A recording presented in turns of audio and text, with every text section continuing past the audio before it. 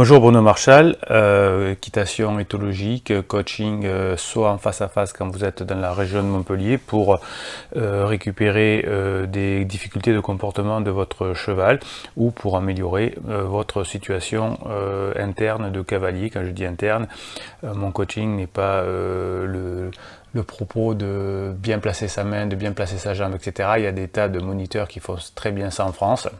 Moi, je vous parle de l'intérieur de votre cerveau, de votre comportement de cavalier. Quand on n'arrive pas avec son cheval ou avec un cheval de club, généralement, il y a des choses à travailler sur nous-mêmes. Alors, pour avoir ces coachings, c'est très simple. Vous avez une page qui est dans le lien et dans le commentaire de cette vidéo, tout en haut.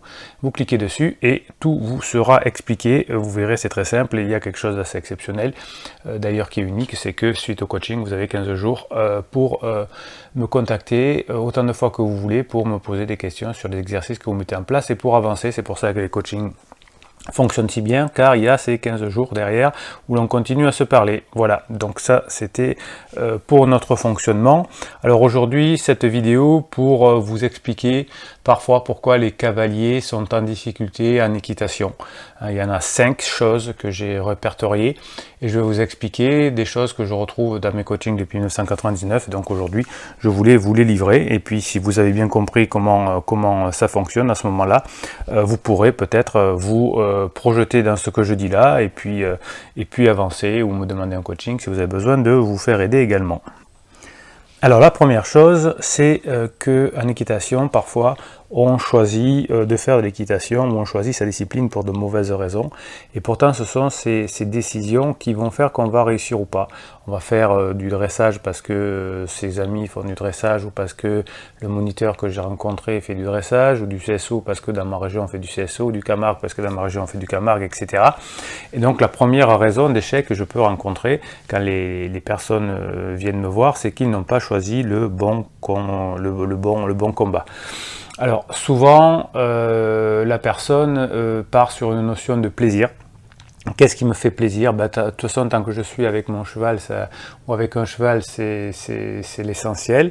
Et là, je pose la question surtout parce que la plupart des coachs ou la plupart des moniteurs posent juste cette question: qu'est-ce qui te plaît, qu'est-ce qui te ferait plaisir? Les psys font ça aussi, hein. On a toute une frange de psys aujourd'hui qui travaillent que sur le plaisir, la psychologie positive.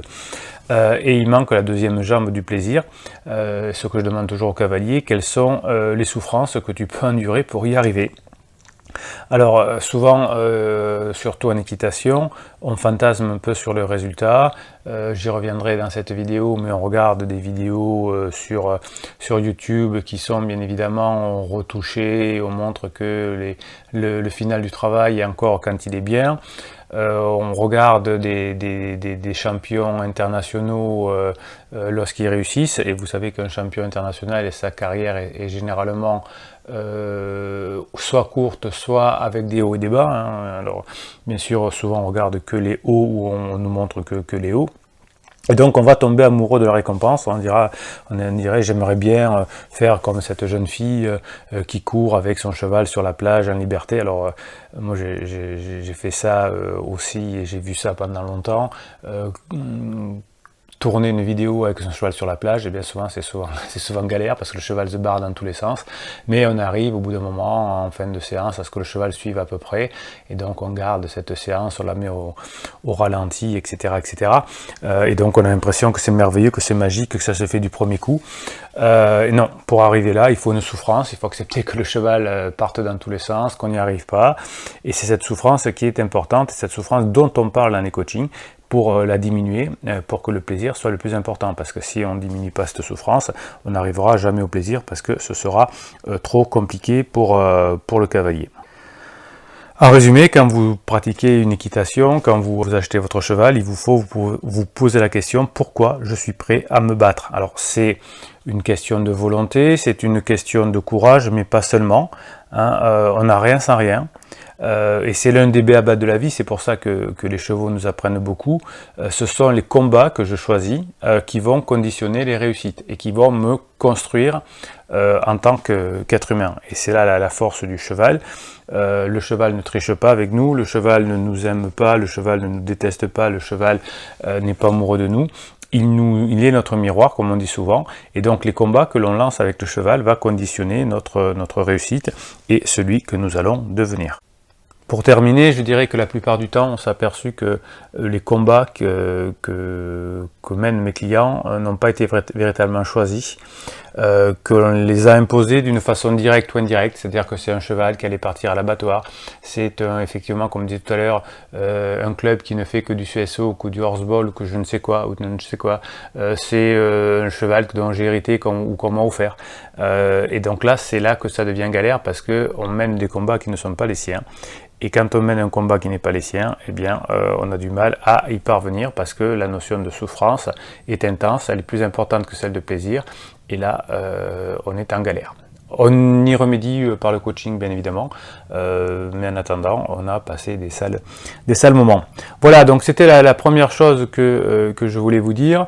Dans mes coachings, je rencontre les erreurs de combat. Hein, ce n'est pas ce qu'on voulait faire, on nous l'a un peu imposé. Et donc, comme la souffrance est supérieure au plaisir, on est en galère, le cheval n'y arrive plus, on n'y arrive plus.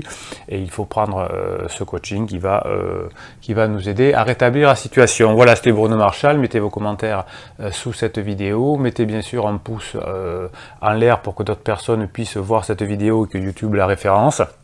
Et si vous voulez faire un coaching, eh bien vous avez au début du commentaire le lien pour savoir tout ce qu'il y a à savoir. Voilà, je vous dis à très bientôt pour la deuxième idée de galère que mes clients rencontrent quand ils viennent me voir en coaching. À très bientôt.